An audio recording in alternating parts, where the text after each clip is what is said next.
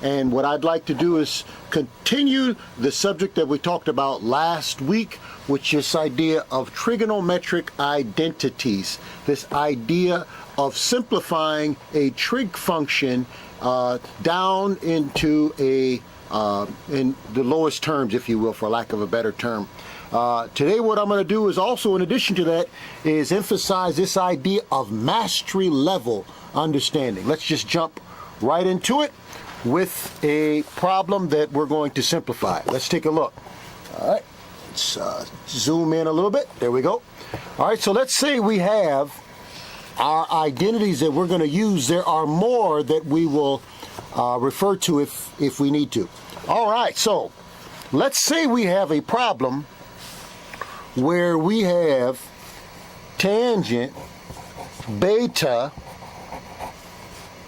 plus cotangent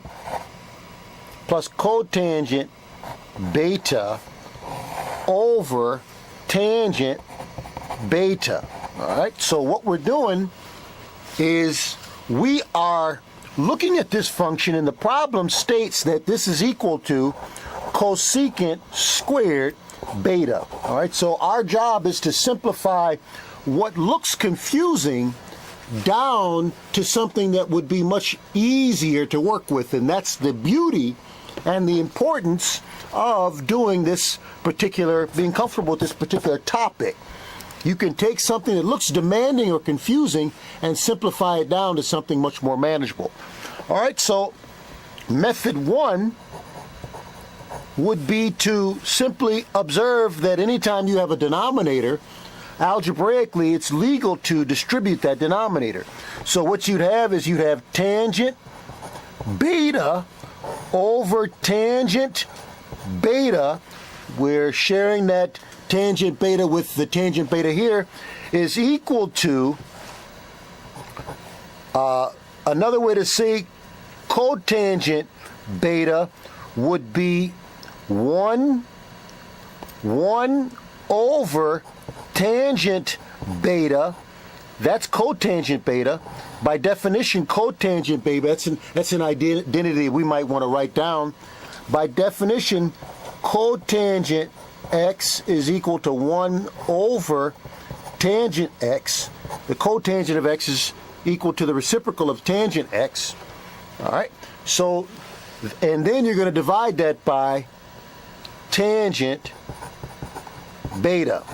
All right, so now what you have is you have 1 tangent beta over tangent beta is 1 over tangent divided by tangent is 1 over tangent squared beta.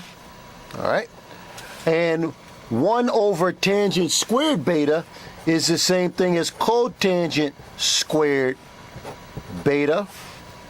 And one of the things that you would have to know coming into this problem is an identity that we've discussed is 1 plus cotangent squared beta is the same thing as cosecant squared beta.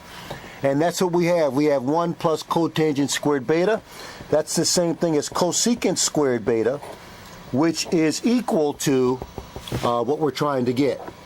All right, so you're done. This simplified down to cosecant squared beta. All right, so what I'd like to do is do that mastery level. When I say let's solve this problem using mastery level techniques, let's do the same problem but attempt it in an entirely different way.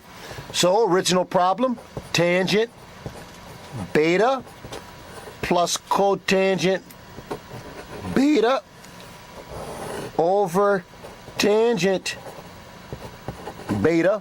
We want that to be cosecant squared beta. All right, so another very, very popular technique is to convert this is supposed to be equal to cosecant squared beta. Everything that you have in the problem you can convert in terms of sine and cosine. So tangent beta, by definition, according to our identities, tangent is the same thing as sine over cosine. Tangent beta is the same thing as sine beta over cosine beta plus the cotangent beta. We've got a relationship here. Cotangent is equal to 1 over tangent. Cotangent is also equal to cosine x over sine x. So you'd have to know that going into the problem. So cotangent beta is the same thing as cosine beta over sine beta. All of this is divided by sine beta over cosine beta.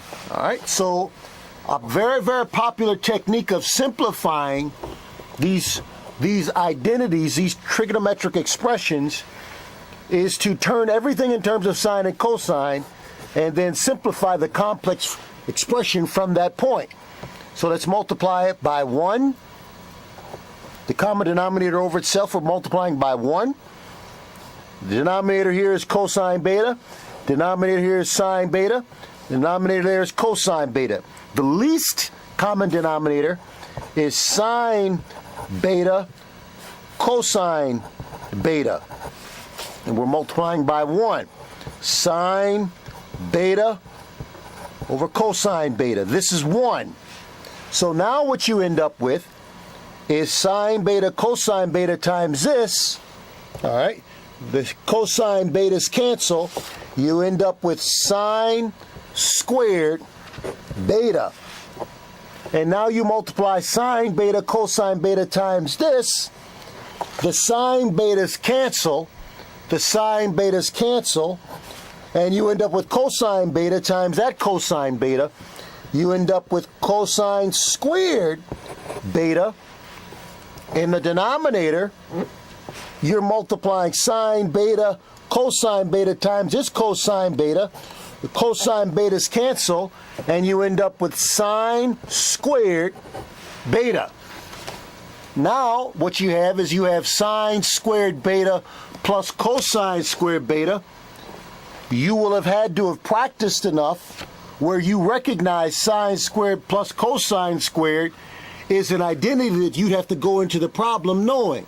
Sine squared theta plus cosine squared theta can be simplified to 1.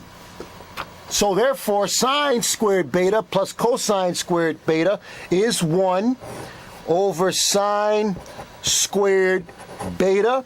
1 over sine squared beta. The reciprocal of sine squared beta is cosecant